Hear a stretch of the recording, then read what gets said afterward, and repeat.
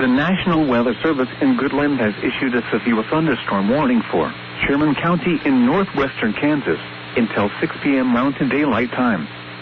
At 5:18 p.m. Mountain Daylight Time, a severe thunderstorm was located 8 miles northeast of Goodland, moving southwest at 45 miles per hour.